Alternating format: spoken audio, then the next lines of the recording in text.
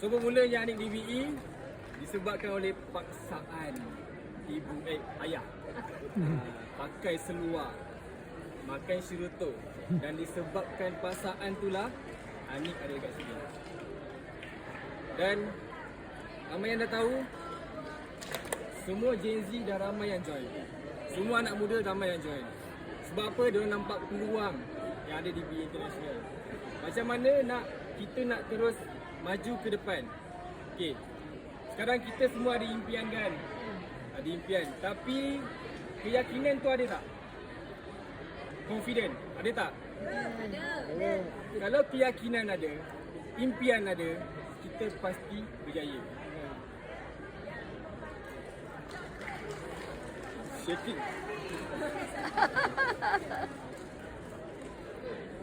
Anik bersyukur sebab diperkenalkan BE International ni daripada awal.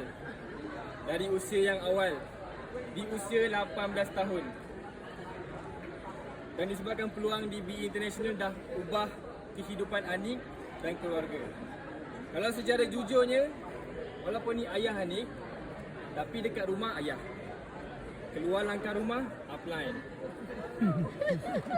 So macam mana Anik buat? Macam mana jalan Anik upline? ICU. Ikut cakap upline. Biasalah kita depan upline ikut, belakang upline, apalah upline ni apa semua kan. Tapi itu semua tak ada alasan. Tiada kalau. Kalau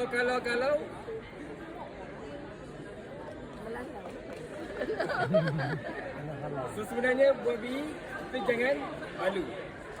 Kalau you malu, kejayaan pun malu nak datang dekat you. Dan next target Anik, sebelum tahun depan,